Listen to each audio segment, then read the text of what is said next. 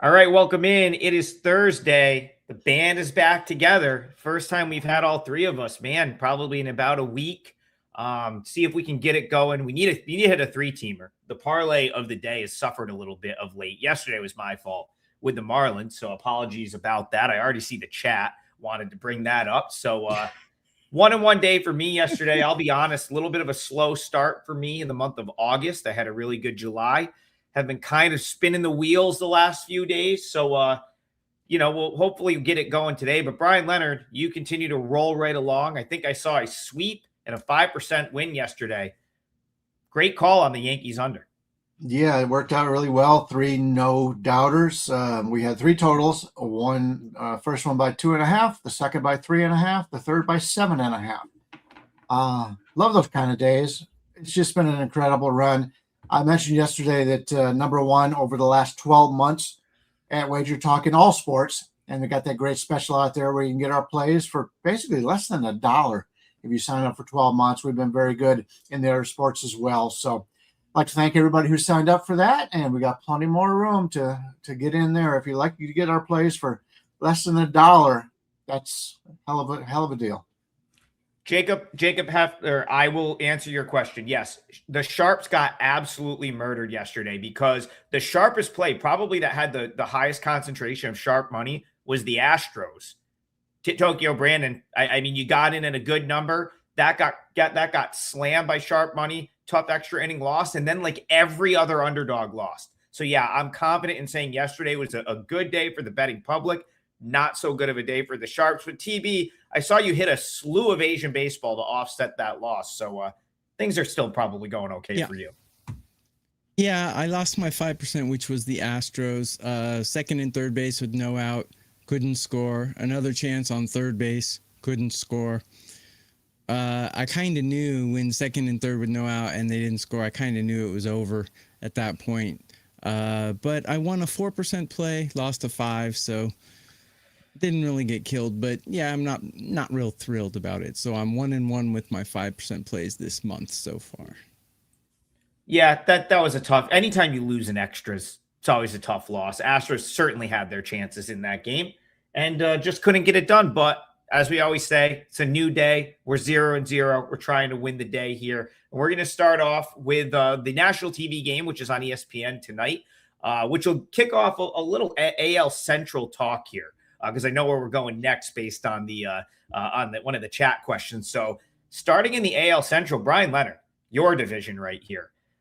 These AL Central teams all of them collectively have blown like a very golden opportunity the last few days, and maybe no more than the Twins may be the worst offender of this. Minnesota Twins, 4 straight losses. They've now dropped 2 to start the week to like the worst team in their division, the Royals. Yet they come into play tonight, and they're still just a game out of the wild card and 4 off the division lead. So Twins Royals, do you see the Twins salvaging one here? Yeah, it's like this. Nobody in this division wants to win. 4 of the 5 teams are on losing streaks, and yeah, even though Minnesota's lost 4 in a row, they're still only came out of the wild card. That's what made these trade deadline so exciting for me this year, is because there were so many teams that were still in playoff contention. I believe there's like 18 teams that were like 3.5 games out of the playoffs. So yeah, it's exciting to be a baseball fan in that regard. We're looking at this game here, Minnesota at Kansas City. We got Bailey Ober against Michael Wacha. And Walker's about a 120 favorite with a total of 9 to the under. Bailey Ober's bounced back a little bit this year. He struggled earlier, but you take a look at him on the season. He's rated 109th from the power ranking over at Fangraphs and 99th for the last 14 days. So he's bounced back a little bit. We actually got a Dean Kramer ended up pitching pretty decently last time out. So yeah, maybe this Twins starting rotation isn't that bad, although Joe Ryan just has really struggled lately. Don't know if he's hurt, don't know what's going on, but Bailey Ober's a guy that like as you mentioned before, he's a 31-year-old guy. He's not going to blow you away with anything, but he's been looking pretty good. I think helping the bullpen out, bringing in A.J. Minter and Jeff Hoffman are something that's very important for this team because, ever since Minnesota cleared out everybody last year, they haven't had a very good bullpen. Now, it's still not a great bullpen, but it's a little bit better. Some of these teams did go out and take a look at that and try to help themselves out. If you take a look at Bailey Ober, he's been very good at home this year, terrible away. His ERA at home is 2.72, and his ERA on the road is 7.15. So that's maybe something you might want to take a look at here. He's basically an league average pitcher. His game score is about 49. He had some really tough starts. He's been either really good or really bad. But the last 4 or 5 starts, 4 stars actually, he's been pretty consistent. We'll see what we get out of him here. But I kind of like Minnesota in this one slightly. I prefer him a little bit over Michael Wacha, who has not been the same pitcher he has been in the past. And Kansas City's, like I said, they're the only team with a winning record going for the sweep. Every team today, by the way, this is getaway day on Wednesday. There's not any stragglers playing again on Friday and the same thing. Everybody's on a getaway day today. And we've talked about this in the past. You tend to see teams on getaway day swing a little earlier, try to get out of there, make sure that they can get back to where they got to go. And something to keep in mind today. So I would expect overall to see some lower scoring games today. We're looking at totals. Your highest total is about 9.5 in the Baltimore game and the Cincinnati game. But I would think less runs scored in this. Pretty, even though there's not a lot of great pitchers going today, I expect pitching to dominate. Yeah, Michael Wacha just does what he always does. Yeah. His ERA sitting there in the mid 3s. It's another, you look at hit. I don't know that there's been a more consistent pitcher like the last decade than Michael Wacha. He's just always right there. Tokyo Brandon, Michael Wacha, Bailey Ober, Twins, Royals. How do you see this one? Yeah, I almost can't believe this, but my numbers are telling me to take the Royals in the first 5. I got Wacha ranked a little higher than Ober, and like Brian said, Ober's bad on the road. The Royals, despite how horrible of a team they are, they actually have a winning record at home, which I was kind of surprised to see. Bullpens are trash. You can't trust bullpens these days. Yesterday was just a crazy day as well. But I got the Royals a couple points higher than Minnesota in hitting, and I got Michael Wacha a couple points higher than Bailey Ober in pitching. So looks like a first 5 Royals to me. Looking at the numbers, I expected to see the Royals pretty big underdogs, but they're favored. So I don't know. I don't think I could take them at this. I'd love to take them first 5 plus the half run at a good price, but they're favored, so you can't get it. So I'll probably lay off this. And I suggest ESPN change this to a game that we can watch. ESPN's lucky to have games on their station. Yeah, I was going to say they're lucky to still be. I was watching juggling the other day on ESPN News. It's ridiculous. This is a big game for the Twins. It's a big game for the Twins. They're right there. That being said, the Twins haven't hit. The Twins, that's the problem with the Twins. They had this great run over, June, into the All-Star break and played their way back into being in the conversation in the division. Team's just not hitting right now, and if they're not going to hit, that's a problem. Yes, they did improve their bullpen. I was a little disappointed at the trade deadline for the Twins. I felt like they had pieces to really go for it, and they didn't. Yeah, they brought in, Dean Kramer, fine. AJ Minter, fine. Definitely more arms than they had previously. So I'll go as far as to say they improved what was a bad bullpen. But I don't know that they got significantly better at the deadline. So the fact that they're not hitting is concerning. I'm not dying to back either of these pitchers. The reason Bailey Ober is worse on the road is because he's an extreme fly ball pitcher, and Target Field's one of the more forgiving parks for fly balls. So that's why when he gets out on the road, he tends to get hit. That being said, Brian, I don't know what the metrics are for Kauffman Stadium, but you wanted to add something, so go ahead.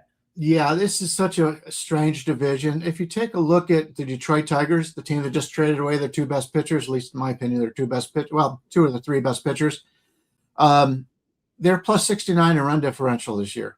The Minnesota Twins are minus 36, and they're ahead of them in the standings. Rarely do you find this long in the season, we got 105 run differential where the Tigers are actually worse than the Twins. I don't think anybody coming out of this division is going to do a single thing in the playoffs, so I don't think it matters at all. But if this is the year somebody's going to win this division, bet against them in the playoffs, because there's just no consistency whatsoever coming out of this division all season long. Well, that's a good segue to our next game. We'll stay in this division. Bryan Leonard, another golden opportunity squandered by your Cleveland Guardians the last couple days. The White Sox have been losing games out at Fenway, but man, the Guardians at home against a Mets team that really hasn't been good all season, and they've managed to drop the first 2 games of the series. It was surprising to me. We talked about this game on the show yesterday. I too leaned toward the Guardians, and they found a way to lose that game 6-5. So this is a day game, as you said. They're all getaway days. You got a lot of day games today. The newest member of the Guardians, Foster Griffin, will try to stop the bleeding here. Do you think he does that for the home team? Yeah, really interesting game. And you're right. The last 2 days I've leaned with Cleveland, and they didn't show up. This is going to be my parlay bet on the show today. I do actually like Cleveland. Griffin's a lefty. The Mets have, even though the WRC plus has been not as bad against lefties as righties, they're only like 3-8 on the road when they face a lefty. They have not hit lefties very well, especially on the road. And Griffin is a lefty that knows them pretty well because he's faced them in the National League. McLean against Griffin. Griffin is right now we're looking at about a 115 favorite with a total of 7.5 to the under. I think we're going to get a great effort out of Griffin here. They're going to have Ramirez yesterday. He hadn't played the last couple of days with the hand injury. He did come in to run last night. And so maybe he's ready to come back today. I hope he does. That would be a big edge. And Aniel, it's going to be easy because Cleveland has 2 guys named spelled out Angel. Both of them are pronounced Aniel. He had 4 hits in his first 4 at bats yesterday, went 4 and 5 for the day. It's going to be interesting. Now, if Ramirez is back at third, where they're going to play him at? If it was up to me, I'd let him play, and I'd move the DH right now out to the outfield and let him DH, or at least let one of those guys DH at this point. But they're all pretty good defensive players. But yeah, I do like Cleveland in this one, and the numbers gone up a little bit. It was basically a pick 'em going into like the last hour. Now we're seeing 115s. But as much as I like McLean, and he's been great on the road, that was the only thing that kept this away from being a paid selection. He's much better on the road than he is at home, and he's been very consistent on the road. So I put up a free play up, and I took the first 5. I believe it was the first 5 under here, but I also like Cleveland. So let's go with Cleveland. Minus 115 is my part of the parlay here. Yeah, if you guys watched the show, myself and Bryan Leonard yesterday, I talked about Hanau, and I was like, he is hot, has been so hot at the minor at Columbus that I think the Guardians just say, hey, let's call him up, see if we can ride the hot hand. And he's, again, he's got to be out there until he cools off. This Guardians team has not. And I'll go to you, Tokyo Brandon. This Guardians team has not generated a ton of offense this year. So you can get a little spark plug. And I love the way he plays. Both sides of the, defense and offense. He's just a gamer. And he embodies like guards ball, in my opinion. Like he is the exact type of player when the Guardians are putting together their team. That's like, those are the types of guys that they want. I think he may be up to stay. And I think he's going to help this team over the next couple months. Tokyo Brandon, my numbers like the Mets a little bit here. And it's because I'm such a Nolan McLean guy. I've always got him probably weighted a little bit heavier than the market, but this falls into one of those spots that you sometimes like to go against where a team's looking to avoid the sweep. So Mets Guardians to you, what side are you taking here? Yeah, I was really enamored with Foster Griffin to start the season, but he's given up 9 earned in his last 2 starts. He's kind of, I don't know if we say coming back to earth. He's got good stuff, though. And someone in the chat stealing my word, flaccid. Yeah, the Mets bats are flaccid right now. And Actually, both teams are a little flaccid right now. I don't really trust the bullpen for Cleveland at the moment. I know they have talent, but they're not producing right now. I like Nolan McLean a little bit better, but I like the Guardians' bats a little bit better. So I don't know. I'd say a first 5 under would be how I would bet this one if I were to bet it. I haven't bet it yet. I do have a 4% play out today in MLB, but yeah, it's not on this game, and I probably won't bet this one. But if I did, first 5 under would probably be the way I go. Yeah, Brian, I was hoping the books would make a mistake and hang an 8 here. That would have been an underplay for sure. I'm at like 7.2 on the total, so my numbers still lean the under. And I kind of think, and I'll let you sort of close this out. I'm not going to go against you, so I don't really have a side opinion that I'm super confident in. But I could see it low scoring because I got to think Foster Griffin's kind of fired up here. Yeah, Foster Griffin didn't have any allegiance to the Nationals. He just came back from Japan. He was there for a few months. So now Foster Griffin goes from that to like maybe being like the guy or one of the guys on a team that could make the playoffs. I think Foster Griffin's got to be fired up, and he probably comes out and pitches pretty good today. Brian, go ahead. Yeah, I agree. If you take a look at Foster Griffin's numbers on the season, his game score is 56. About league average is about 50. Last time out, when he went to Atlanta, maybe he knew he was on the trading block and kind of got to him a little bit, but he only had a 23. He gave up 6 earned runs in 5 1/3 innings. But take a look at his starts before that. It was a 59, 63, 78, 53, 78, 76, 63, 60, and 61. He's been very consistently pitching well. I think the pressure of the knowing he's going to be traded, because obviously Washington's probably not going to make the playoffs, and he came into the season not expecting anything. Now he's in the playoff. He's been in playoff contention in the American League.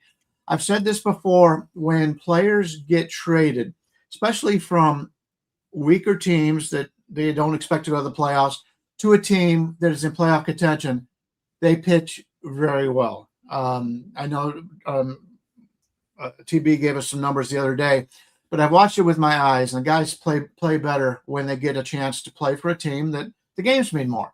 And as you mentioned, they've lost to the first 3 in this series, and I'm not sure the Mets bats are flaccid. I think they're actually hitting pretty well considering Soto's not on the team right now. They're actually doing pretty well. I will say Lindor has been flaccid. He's one of their key bats, but a lot of these younger guys I like the way the Mets are going. They're playing a lot of younger guys, but I think this is a good spot for the Cleveland Guardians here. All right, Brian, going with the Guardians in the parlay. What'd you say that number is right now? Minus the money 115. Line? Guardians minus 115 to kick things off. Alex Rand asked for that game. I didn't shout him out, so appreciate the donation. And we will move it along. All right, Grant's dad in the building. So are my dogs, apparently. Just started barking at whatever they're barking at. But let's see. Grant's dad says, rolling with whatever Adam calls on Miami. That was it. The Marlins have disappointed your boy over the past couple days. I really did expect better from them last night. Kind of no-showed again. You want to talk about some cold bats. They really haven't hit the last couple of days. Brian, I'll let you kick this one off. You know, I said the Marlins set up better against right-handed pitching, and that was a big reason that I thought maybe they bounced back from Tuesday night's loss last night, but they didn't hit at all. It was a 4-1 final. That was after the 4-2 final the other night. And so now the Marlins are also, I think this is going to be a theme today. A lot of these teams are in the spot where they're trying to avoid a sweep. This is now 3 for 3 in the games that we've talked about. Team is trying to avoid a sweep. Today it's the Marlins. They're at the Braves, and they're up against a lefty, which is what I said. I didn't really want to back them against a lefty. So Martin Perez, it looks like Jansen Junk for the Marlins. How do you see this one? Yeah, Miami's only a 93 WRC plus on the season versus lefties. I believe they're 103 versus righties. Martin Perez becoming a big fan of the guy, an older guy who is thrown out into the garbage, and he's back, and he's proven that, hey, he's going to get another contract next year, and he's done very well for them. We're looking at Atlanta about a 140 favorite here, total of 9, slightly to the over. I kind of like the under here. I think Atlanta, if I remember correctly, in home games to end a series, they tend to go under pretty often. Junk isn't a guy who's going to blow anybody away. I do think Miami will get shut down by Perez a little bit here. Nine's a pretty high total. And with both teams, last game of the series, I kind of like the under in this one. Miami's closer, obviously, I talked about this yesterday. Fairbanks hasn't been used since Sunday, so he's available. They did use Poche yesterday for 20 pitches, but he hadn't pitched the last 4 days before that. So this looks like the Miami's bullpen's in pretty good shape here. And, if I'm going to play this one, I might take a look at the under. Yeah, it certainly makes sense. Miami up against the left-handed pitching. Brian brought numbers to it. 93 WRC plus is not great. The Marlins should be able, Tokyo Brandon, I think the Marlins can probably keep this Braves offense at bay. I don't think they're totally committed to like Jansen Junk going super deep, which means you're probably going to get Junk maybe 1 to 2 times through and then a quick hook. And like Brian said, they've got a lot of bullpen arms that just haven't pitched in a while. When you lose a couple in a row and you're behind the entire game, the plus side, and I think this plays into what you're kind of leaning into with it's tough to sweep a team. Like if you go 4-2 win followed by 4-1 win, and you're the team that led like all 18 innings of those games, that third game, the team that was behind is going to have all the big boys ready to come in 6th inning, 7th inning, 8th inning, 9th inning. So, I can get behind Brian's undertake. And I also think the Marlins as a dog makes sense here. So that's like, I kind of like the Marlins again. I know people are getting upset about that, but Marlins plus money makes sense. How do you see it, TP? Let me mention a couple of specials. Brian said he's got that 365-day special. WagerTalk made a special for me. If you get the rest of my MLB season, they'll throw in my KBO and my Japanese baseball for free. So that's a special on my page at WagerTalk.com. And if you like 2 of us instead of 1 of us, you can get a double play, which is 2 of us 3 for 3 days, all access, including all 5% plays. Huge discount. So go to WagerTalk.com. There are deals galore, or a smorgasbord of deals out there. So let's get to this one. Martin Perez, never been a real fan since back in his Pittsburgh Pirates days, but he's pitching real well right now. It was a good acquisition for Atlanta, I guess. There's some kind of magical potion when you go to Atlanta, you suddenly become good or something. But he's drinking it because he's pitching quite well. Slightly above mediocre. I got Jansen Jung ranked 17 on a curve of 30, where I got Perez at 13. And hitting-wise, Atlanta, I got them ranked a lot higher. I got them ranked 8, while I got Miami ranked 21. The difference here is Miami's bullpen's playing really well. Haven't really needed them lately because they haven't been winning, but Atlanta's bullpen's not betting well. So I might think about an Atlanta first 5 because, again, that sweep theory is in play here. Teams do take their foot off the gas once they've secured the series. They just do. The manager does, at least. And he's thinking about tomorrow because he's already got this series wrapped up. That's my theory. You can disagree if you like. But I think Atlanta will probably jump out to a lead here and then give it away at the end. That looks kind of how this game's going to play out to me. I wouldn't be surprised if Miami wins it, but I wouldn't be surprised if Atlanta's leading by 1 or 2 after the 5th inning. So that's probably how I would play it if I did. So Martin Perez, very, very odd start he had against the Marlins earlier this year. The only time he's faced them this year so far. By far the most strikeouts he's had all year, 10. This is not a guy that's just racking up strikeouts in the year 2026. So a 10 strikeout game against the Marlins, but it wasn't necessarily a great start for him. They got him for 4 runs on 5 hits. So what that tells me a little bit, maybe they were super aggressive in that game, swinging and missing. But there's not that long ago where if you were like Martin Perez is a $1.45 favorite, I'd be like, how against 2? Like what, you know what I mean? So there's a little of that here. I like the Marlins. I think at just the straight up price, at the number, I think that's attractive. The plus money you're getting with them there, but it's not my favorite play on the slate today. And just to put it into perspective, I liked them yesterday a lot more, the way that game set up for them yesterday, than I liked them today. That being said, you're getting a little bit more plus money. I don't know if it's going to be enough to suck me in. I think the magic potion in Atlanta is the pitching coaching, Yeah, because probably. they've had a lot of guys. I mean, go Yeah. back and look at some of the guys they've had over the last few years that really nobody thought much of, and they've been pretty good for them. Yeah. Yeah, they do a great job with pitching, for sure. The only thing I got to promote, listen, I don't know if we will play the Hall of Fame game tonight. I think I've played the Hall of Fame game once in the past 5 years. I can tell you exactly what one it was. It was Dorian Thompson-Robinson and the Browns beating the Jets. And my handicap was DTR based, and he went off. That's the last time I played the Hall of Fame game. The reason I'm bringing it up, I'm 18-7 the last 4 years in the NFL preseason. There is a discounted package on my page. If I do decide to play tonight, you will get that on that package. And so, yeah, that's all I have to promote today. Brian, go ahead. Yeah, I don't do any preseason. It's all a numbers game, and you got to be first to the numbers, at least in my mind. False. But the reason why, I'll tell you why, but go ahead.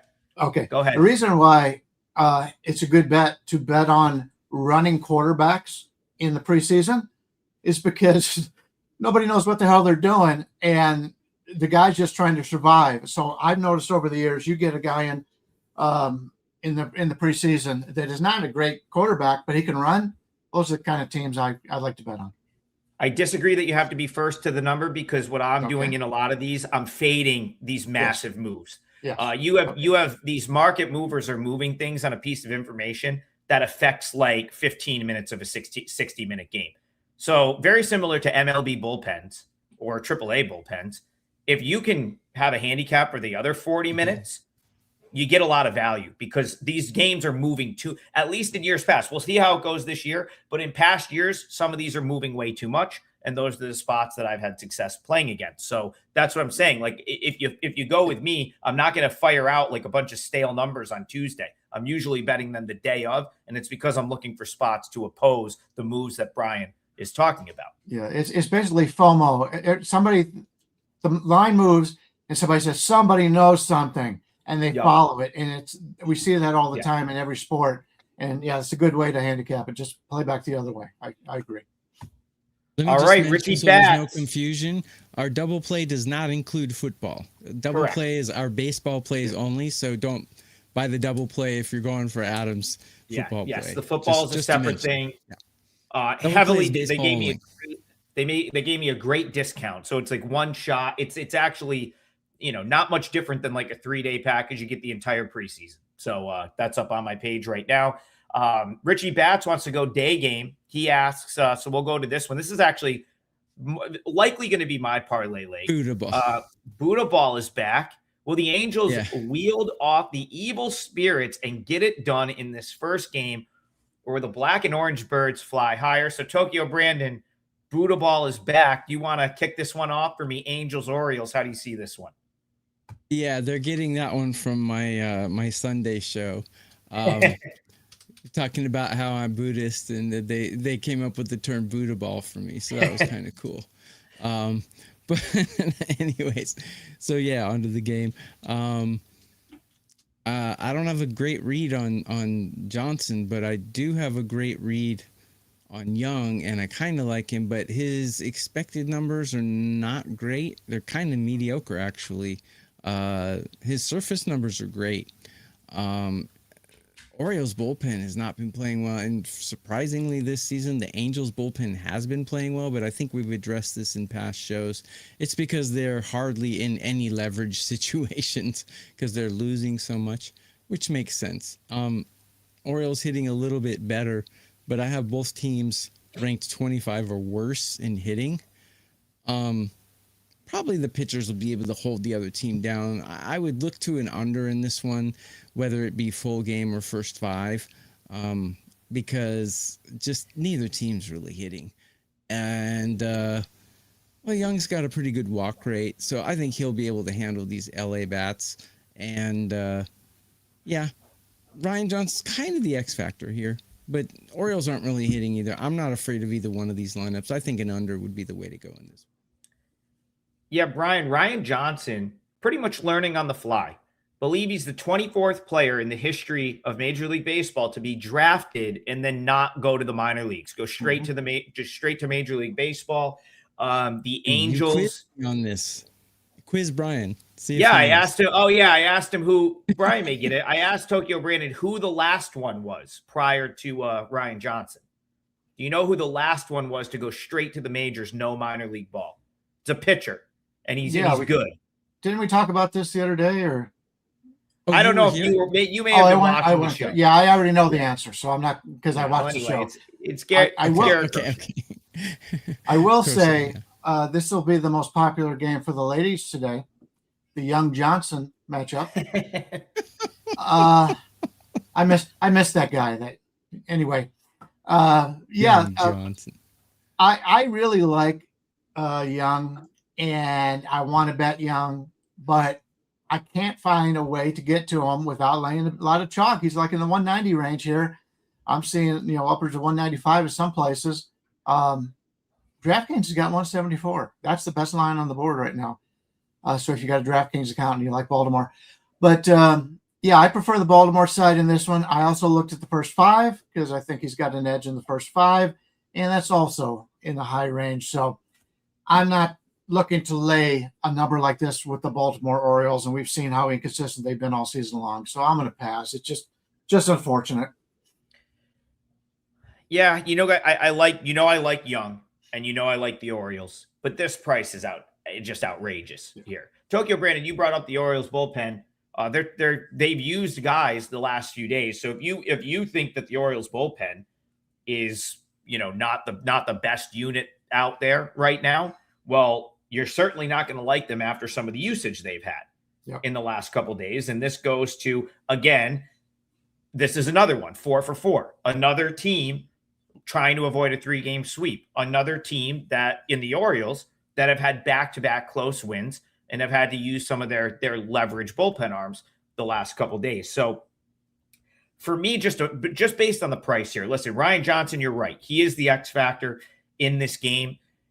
He's one of the few guys where I look at those numbers, which are not great, and I'm willing to give him a pass because he's literally learning at the big league level. Most guys are able to iron this out at AA, AAA. He's doing it on the fly at the big league level. There's been flashes. Like this is like any AAA guy. First couple of years in affiliated ball, you show flashes, but then there's the game that goes off the rails and you get crushed, right? That is why guys spend time in the minors. They iron this stuff out. They become more consistent, more polished. And then when that happens, typically they come to the big leagues. In Ryan Johnson's case, he's doing it for the world to see at the big league level. That's why you're going to have the start against the Giants where he gives up 8 runs in 3 1/3. But then you're going to have, other starts like the one against the Orioles last time where he fires 6 shutout innings of 1 hit ball with 8 strikeouts and no walks. You really don't know what you're going to get. That being said, I kind of think I'd roll the dice with Johnson and the Angels here and take the 1.5 because I don't think that they're going to shatter this kid's confidence. He hasn't been good the last 2 times out. I think this is quick hook if he's not good today. And then the Angels will lean on some of that bullpen that's kind of rested right now. So I like the Angels plus 1.5. Bryan Leonard, this is my parlay leg. I believe it's minus 120. We're going to go with the Angels in the early game today. Let me check that out. I do want to point out that where was it? Oh, Forever young. Ben Joyce is back in the majors. He sure is yesterday. Yeah, and if Kelsey's smart, they'll put up when will he hit the IL again and play the over/under in 2 weeks.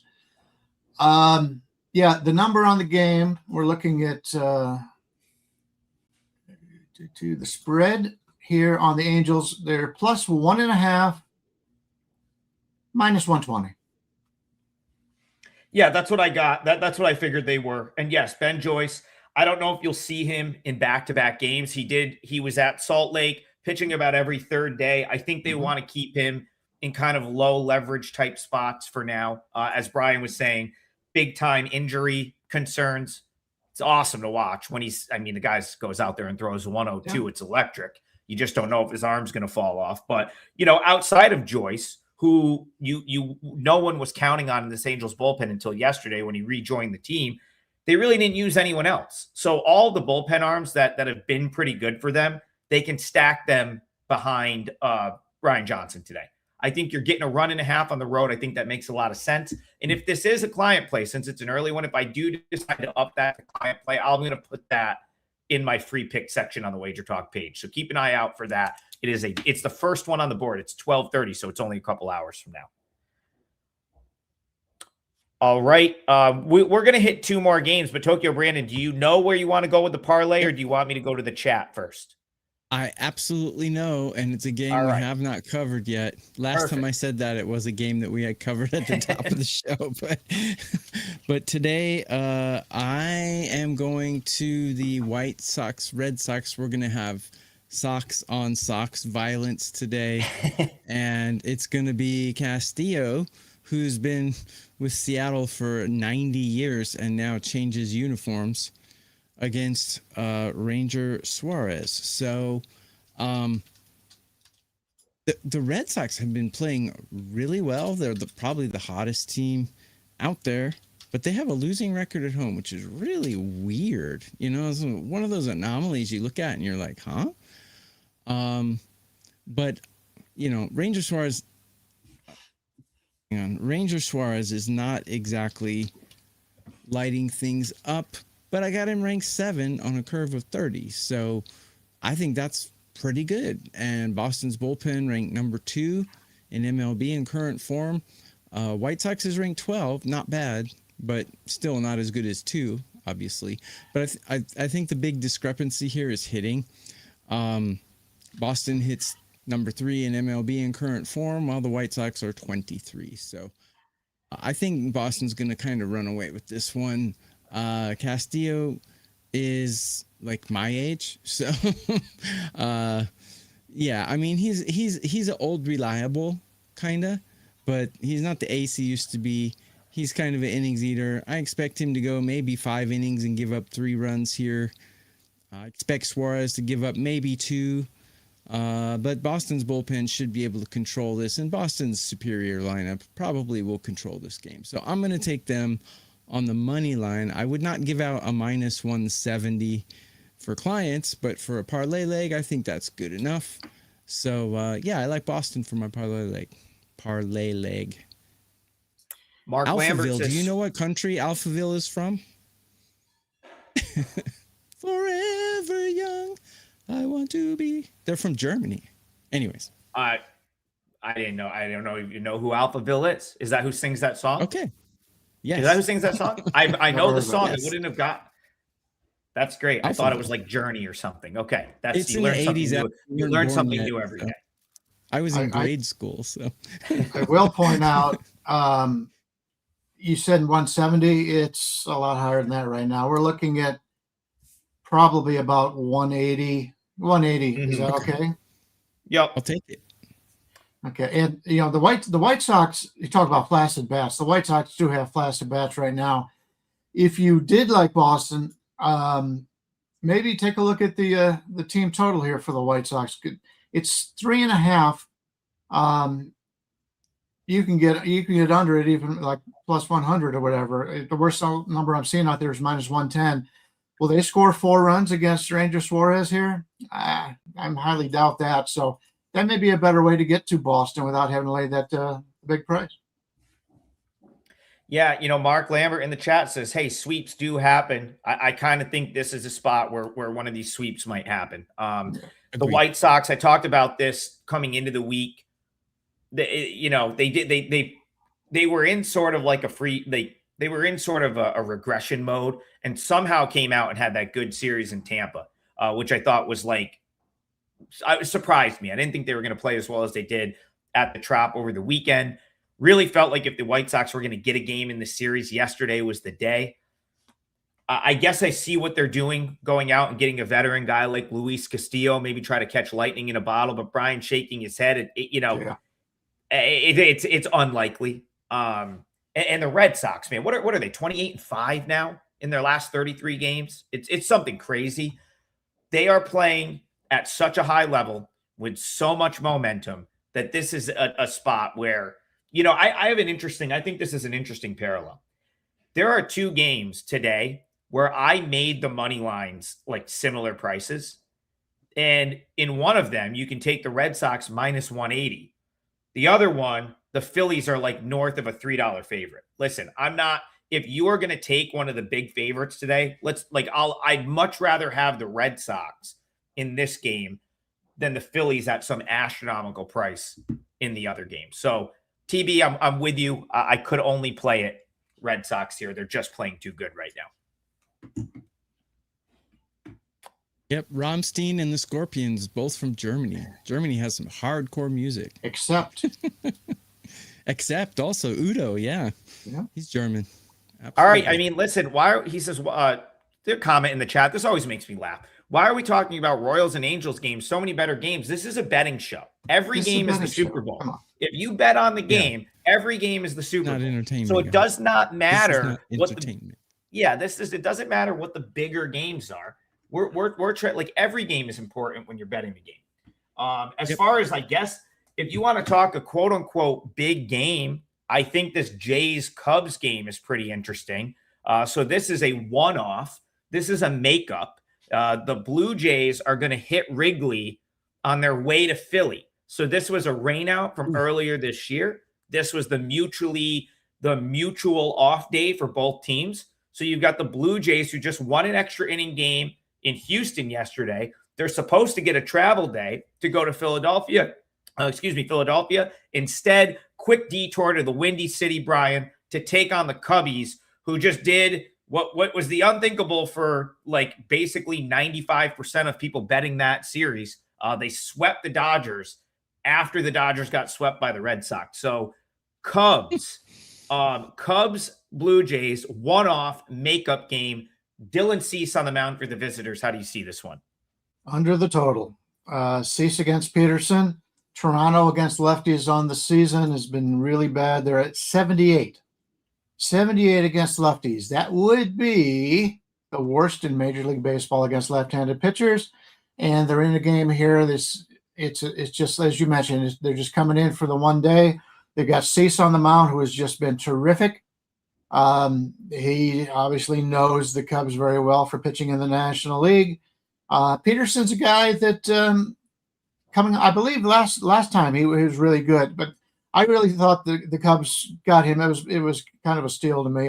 Peterson's not going to blow you away or anything, but what they've done to shore up their starting rotation is really something else. I really like the Cubs. They're turning into a dangerous team come playoff time. So I'm looking at the total is the 7.5 here, but considering the situations and this being a day game and with everything going on, 7.5 is going to be hard to get to that number with these two starters on the mound, especially when Toronto does not hit lefties. Tokyo Brandon, I was telling you, before we got on the show, I felt like you ran into some tough luck yesterday with that Astros game. Reason being, the Blue Jays wiggled out of a couple spots that they typically, at least this year, haven't always gotten out of. Second and third, no outs. It's not the strongest bullpen. And I felt like they really maxed out on bullpen high leverage outs yesterday. And then of course they had a close win earlier in this series. So Dylan Cease is awesome, but once he's out, there might be an edge for the Cubs here. That's what's given me a tough time with this game. How do you see Blue Jays and Cubbies? Yeah, I wasn't real happy about that.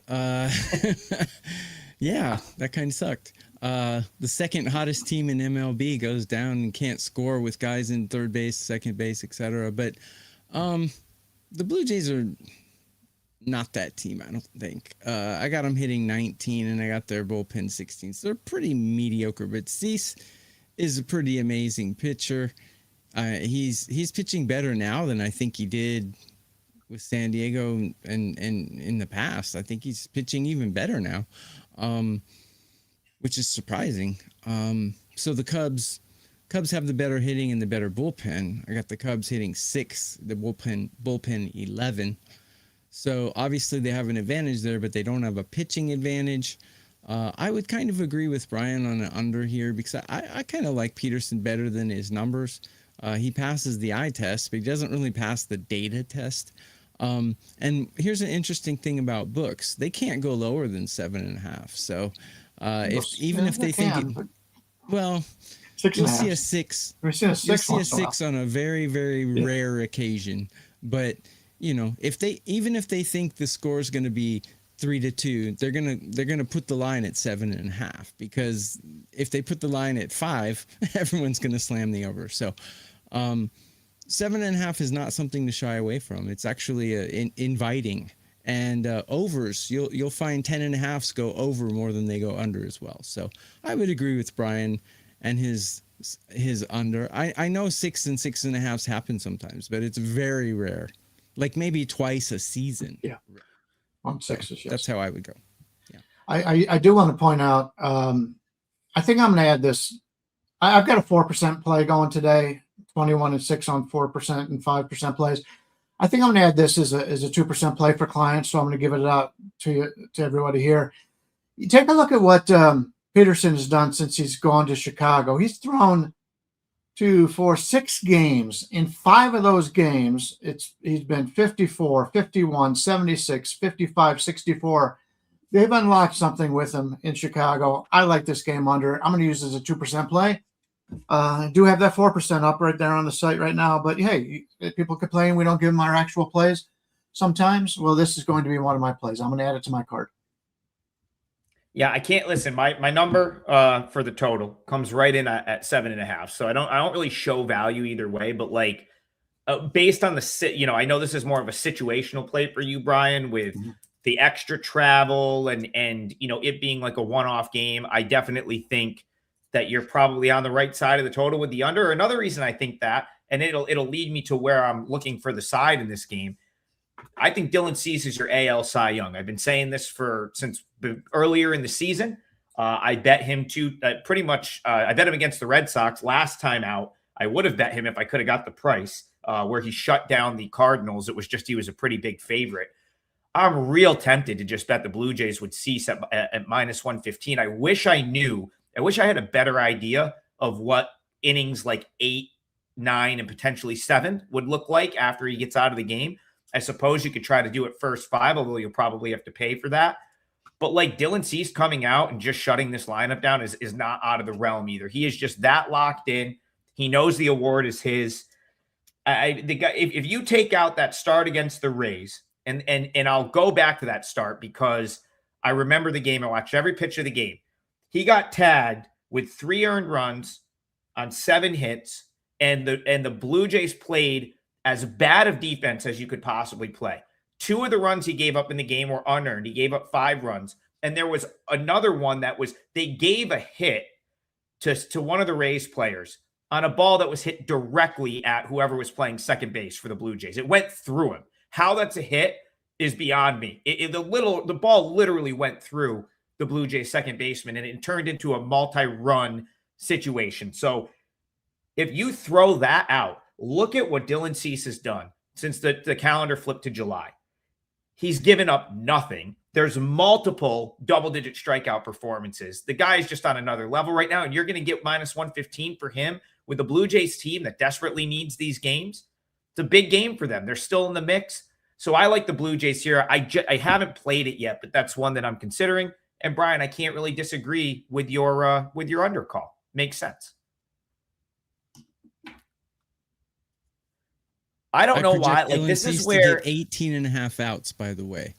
So see, this is where Danny, let's hope for a pitcher's duel. Trig, aren't you tired of losing against the Cubs? I haven't bet against the Cubs yet. I didn't bet against them at any point in time this week. We come on here and talk a lot of games. I'll tell you what, I'm tired of losing betting on the Rockies the last 2 days. That's for sure. But I haven't bet against the Cubs. I like this Cubs team. I have no real issue with the Cubs. I like their lineup. I'm just saying, like right here, I'd take Cease $1.15 over Peterson. I think he's your AL Cy Young. It's best pitcher in the league at minus 115. By the way, us three, we win almost more than anyone at WagerTalk, and you want to cherry pick our losses and clown us. You're just being a troll. So just stop. Trying to be objective on this show and give out angles does not mean I'm betting against a team. It's just we're just handicapping. We're trying to educate everybody. You're not, half of the people are tuning in for picks, the other half are tuning in to make their own picks, and we're trying to get as much information as possible. It's a great spot to say, if you want the picks, you can always just get the picks. Those are over at WagerTalk every day. The only place that you can get picks, exactly what we bet from us three, the only place is WagerTalk.com. And that is where you get all of our client plays, what we play on a daily basis. Sometimes on here, like I said, my leg of the parlay, and we're going to recap the parlay right now, is Angels plus 1.5 minus 120.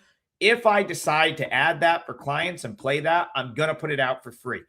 It'll be in the free picks tab on the WagerTalk website. The three of us post stuff there every day. It doesn't necessarily mean it makes the client card, but we're always posting in the free pick tab. So if you go to the WagerTalk website and hit free picks, it'll be myself, it'll be Bryan Leonard, Tokyo Brandon, and all the other handicappers, for the most part, on a daily basis, are putting out something for free. Sometimes it's a client play. Sometimes it's an opinion. You can always get stuff there. Freebird, you're the man. We very much appreciate you always hopping in with the generous donations. He says, how about those Braves today? We talked about that game. Although I gave my opinion was Marlins, but if you're rooting for the Braves, I hope they get there for you, because I don't think I'm going to have a bet in that game, although my future needs the Marlins, that's for sure. All right. And then the other two guys, any of the two of the three of us, double play package, that's every day. Tokyo Brandon, what do you have on the site for today? Got a 4%, just like Brian. And Adam, when he puts MLB out, it's usually 4 or 5%. So can't go wrong with a double play, two of us. Brian's got a year-long special. I have an international baseball for free special. Go to wagertalk.com to see all the deals that are up, because it's this time of year. Let's face it. Everyone at WagerTalk, we are exclusively giving picks to WagerTalk. We don't give picks on any other site. And WagerTalk has tons of deals right now because baseball is the only sport. So go ahead, Brian. Go to wagertalk.com. Well, I just want to clarify. WagerTalk owns a few other sites, so we do put up plays there also. So it's the entire company. True. But I mean, outside of WagerTalk Media, we're exclusive. Right. So yeah, that's a good point, and Brian. We Brian is the legal analyst of the panel. Trying not to get everything there. I don't want to get in trouble. He's trying for me not to get suspended. That's right. ABO will be back on Tuesday. We do a parlay. Listen, we do give picks on this show. We do a parlay. We track the results. We are chasing 8 parlay units right now, or 8 units. So, but you know what? Now that we got the three of us back together, if we hit a couple of these, we'll be right back in the plus, because it's a much tougher endeavor to hit a 3-teamer. Hopefully we do that today. So today's 3-teamer, Bryan Leonard's going Guardians minus 115. I'm going to go Angels plus 1.5 minus 120. And Tokyo Brandon is going Red Sox minus 180. We're a little bit due on one of these 3-teamers, so hopefully we can get this one, get back closer to even on the parlay of the day for the show. I have confidence that we will be right there when the season ends, just like last year. I think we made like 5 units on the show parlays over the course of 6 months. We're trying to top it this year. Still plenty of time. For all of our plays, as always, wagertalk.com. Check out our pages, and the three of us will be back tomorrow morning, 9 a.m. Eastern, for more Total Bases. We'll see you guys then.